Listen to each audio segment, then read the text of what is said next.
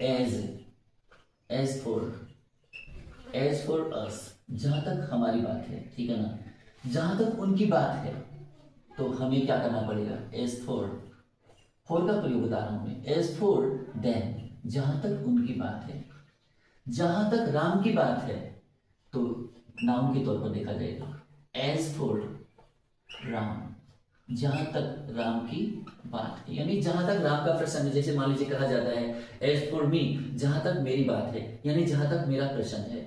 As for you, जहां तक आपकी बात है, जहां तक आपका प्रश्न है। एज फॉर हिम, जहां तक उसकी बात है, जहां तक उसका प्रश्न है। ऐसे भी इसकी हिंदी बनती है। एज फॉर अस, जहां तक हमारी बात है, जहां तक हमारा प्रश्न है। एज फॉर देम, जहां तक उनकी बात है, जहां तक उनका प्रश्न है। एज फॉर राम, जहां तक राम की बात है, जहां तक राम का प्रश्न है। ये इन अर्थों में हम जो है इनका फॉर का प्रयोग करते हैं कि ये फॉर है इसके लिए, तो ये फॉर में फॉर का प्रयोग हम आपको बता रहे हैं कि फॉर का प्रयोग किन किन रूपों में कहां कहां पर किया जाता है। आगे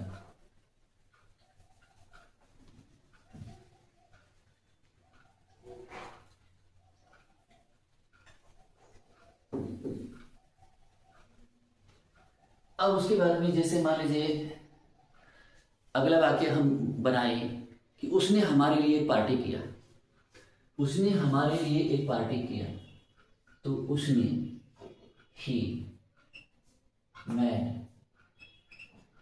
made a feast, he made a feast for us, उसने हमारे लिए एक पार्टी किया है। फीस्ट का मतलब party. He made a feast for us, उसने हमारे लिए एक पार्टी किया। अगला, उसने हमारे लिए पार्टी की, ये हो गया।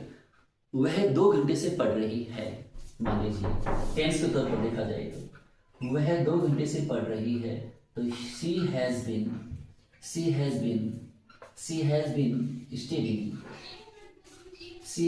studying, वह पढ़ रही है कब से, 2 घंटे से, तो यहाँ भी हमको फॉर का प्रयोग करना पड़ेगा, ठीक है ना। ये रहा आपका फॉर 2 घंटे से, तो फॉर 2 आवर्स,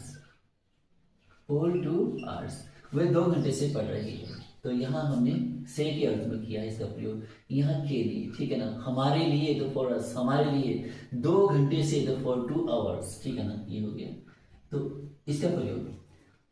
अब मान लीजिए वह 2 घंटे से पढ़ रही है, वाक्य बन गया आपका। मैंने बात करने के लिए अपना मोबाइल तलाशा, तो आई